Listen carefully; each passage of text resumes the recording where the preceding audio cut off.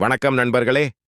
தீயிலிருந்து உதித்த தீப ஒளி திரௌபதி, ஐவரின் பத்தினி, அழியா கற்புக்கரசி. ஆன்மீகம் குறைந்து அதர்மம் பெருகி வரும் தற்போதைய கலி காலத்தில் பலர் பகவானையும் அவரின் தூய பக்தர்களையும் கற்பனைக்கு ஏற்றவாறு சித்தரித்து நாவல்கள் எழுதுவதும் திரைப்படம் எடுப்பதுமாக இருக்கிறார்கள். பஞ்சபாண்டவர்களின் பத்தினியாக வாழ்ந்த திரௌபதியையும் கிண்டல் செய்து அதில் இன்பம் பெறுகின்றனர் சிலர். 5 கணவரை ஏற்ற போதிலும் திரௌபதி கற்புக்கரசியே, ஈடு இணையற்ற தன்னலமற்ற பெண் என்பதை சாஸ்திரங்களின் மூலமாக உறுதியாக தெரிந்து கொள்ளலாம். கற்பு என்றால் என்ன? ஒரு பெண் தன் கணவனைத் தவிர மற்றோர் ஆணை மனம், சொல் மற்றும் செயலால் தீண்டாது இருத்தல் கற்பு எனப்படுகிறது. தனது கணவனை தெய்வத்திற்கு சமமாக நினைத்து தன் வாழ்நாள் முழுவதும் அவருக்கு தூய்மையாக தொண்டு புரியும் பெண் கற்பில் சிறந்தவள் என்று போற்றப்படுகிறாள். மிகவும் கடினமான சூழ்நிலையிலும் தன் கணவனை விட்டு பிரியாமல் அவருக்கு ஒத்துழைப்பவள் கற்புக்கரசி எனப்படுகிறாள். இத்தகைய பெண்கள் பெய் என்றால் பெய்யும் மழை என்று திருக்குறள் கூறுகிறது. கற்பு நெறியுடன் வாழ்வதே பெண்கள் மேற்கொள்ள வேண்டிய தவமாகும். ஜமதக்னி முனிவரின் மனைவியான ரேணுகா ஒவ்வொரு நாளும் தன் கற்பின் வலிமையால் ஆற்று மணலில் புதிய பானையைச் செய்து அவரின் பூஜைக்காக நீர் கொண்டு வருவது வழக்கம். ஒரு நாள் வானத்தில் பறந்தபடி அப்சர பெண்களுடன் சுகித்துக் கொண்டிருந்த கந்தர்வராஜனை பார்த்த அவள் சற்றே மதிமயங்கினாள். அதன் காரணமாக அன்று அவளால் புதிய பானையை செய்ய முடியவில்லை. சிறு மனசஞ்சலமும் தவறு என்பதை இதிலிருந்து அறிகிறோம். ஸ்ரீமத் பாகவதத்தின் 10வது காண்டத்தில் கற்புடைய பெண் எவ்வாறு இருக்க வேண்டும் என்பதை பகவான் ஸ்ரீ கிருஷ்ணர் எடுத்துரைக்கின்றார். அவள் தன் கணவனிடம் உண்மையாக நடந்து கியாழ்வதேயாடு வஞ்சனை இல்லாமல் தியாண்டு புரிய வேண்டும். கணவன் பணம் இல்லாதவனாக, அதிர்ஷ்டம் இல்லாதவனாக, தியாடர்ச்சியான நேயாய்களினால் பாதிக்கப்பட்டவனாக என எந்தவித மேயாசமான நிலையில் இருந்தாலும் மனைவி அவனை விட்டு ஒருபேயாதும் விலகக்கூடாது. அவனை விட்டு மற்ற ஆறுவனை தேடவும் கூடாது. தனது வாழ்வை உயர்த்தி கியாழ விரும்பும் பெண் ஒருபேயாதும் கீழ்த்தரமான செயல்களில் ஈடுபடக்கூடாது. தூய்மையான திரௌபதி ஒரே கணவனுடன் வாழ்வதே கற்பு என்னும் பட்சத்தில் 5 கணவருடன் வாழ்ந்த திரௌபதி ஏன் கற்புக்கரசியாக போற்றப்படுகிறாள் என்னும் கேள்வி இயற்கையானதாகும். திரௌபதி ஒரு தெய்வீகப் பிறவி, 4 தேவிகளின் அம்சம். அவளை ஒரு சாதாரண பெண்ணாக நினைத்துவிடக்கூடாது. அவள் அக்னியிலிருந்து தோன்றியவள். தோன்றிய போதே எல்லா தெய்வீக குணங்களுடனும் பேரழகுடனும் தோன்றினாள். சாதாரண மனிதர்களைப் போன்று சிறு குழந்தையாக பிறந்து வளர்ந்தவள் அல்ல திரௌபதி. வேத கலாச்சாரத்தில் மிக உயர்ந்த பெண்களாக கருதப்படுவோர் 5.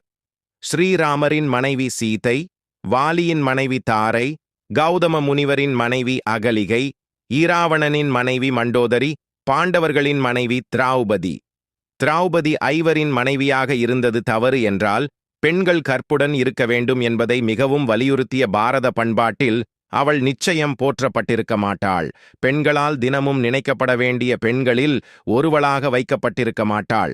5 மணந்த போதிலும் திரௌபதி ஒரு பத்தினியே. அது எவ்வாறு என்று தெரிந்து கொள்வது அறிவுடையோரின் கடமையாகும். மகாபாரதம் வழங்கும் விளக்கம்: 5 ஒருத்தியை திருமணம் செய்தல் என்பது நிச்சயம் அசாதாரணமான ஒரு செயல். அத்தகு செயல் பொதுவாக தர்மத்திற்கு விரோதமானதாக கருதப்படுவது உறுதி.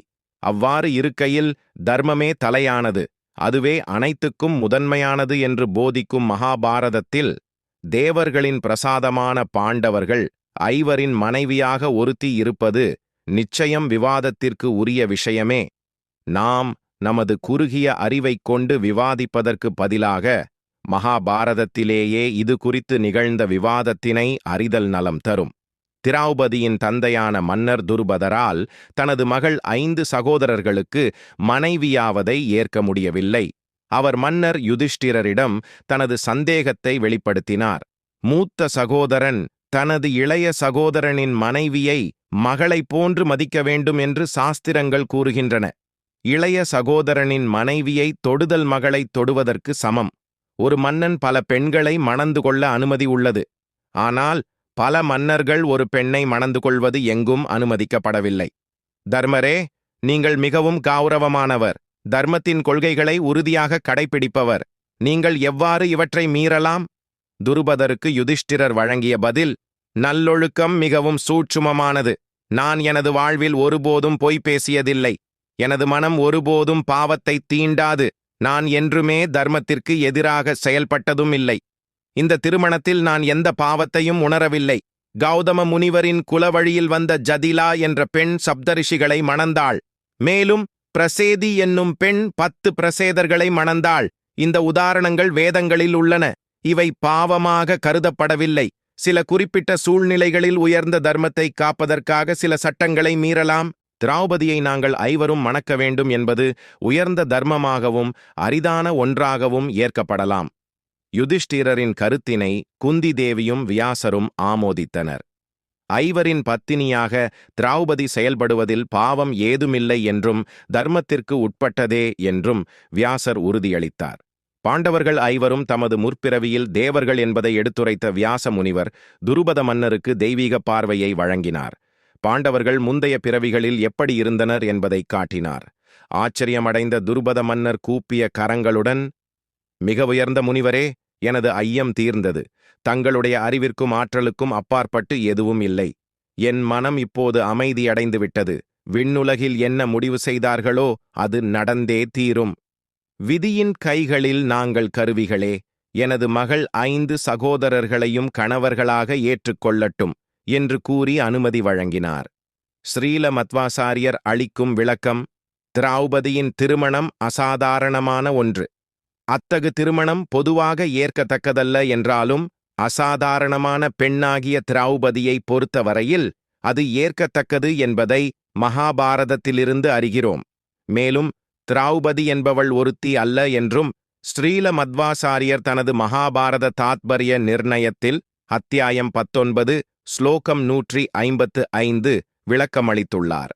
யமராஜரின் மனைவியான சியாமளா தேவி, வாயுவின் மனைவியான பாரதி, இந்திரனின் மனைவியான சசி, 2 அஸ்வினி குமாரர்களின் மனைவியான உஷா ஆகிய 4வரும் திரௌபதியில் அம்ச அவதாரமாக வந்துள்ளனர். அதனால் யமராஜரின் அம்சமான யுதிஷ்டிரர், வாயுவின் அம்சமான பீமன், இந்திரனின் அம்சமான அர்ஜுனன், அஸ்வினி குமாரர்களின் அம்சங்களான நகுலன், சகாதேவன் ஆகியோருக்கு திரௌபதியை திருமணம் செய்வித்ததில் அதர்மம் ஏதும் இல்லை. இங்கு மற்றொரு சந்தேகமும் வரலாம்.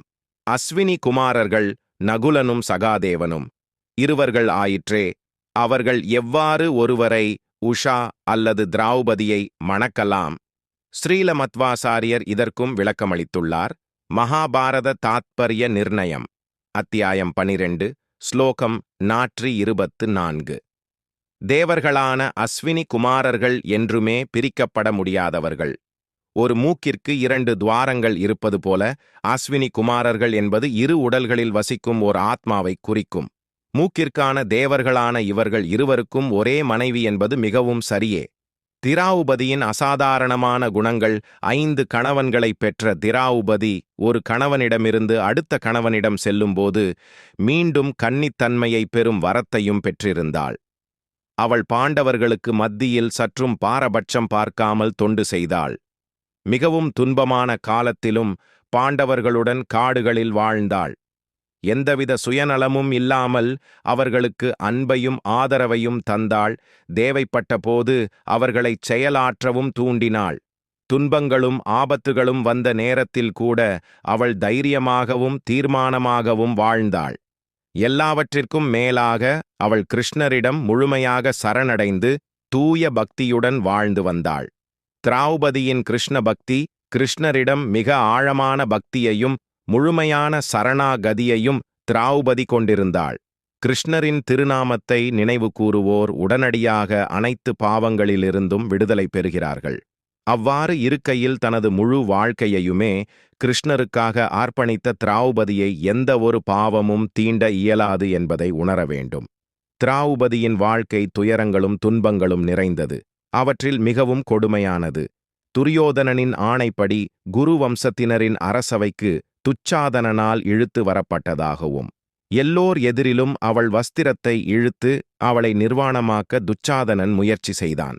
தன்னை காப்பாற்றிக் கொள்ள தன்னால் முடியாது என்பதை அறிந்தவுடன் அவள் தனது 2 கைகளையும் உயர்த்தி கிருஷ்ணரிடம் கதறினாள்.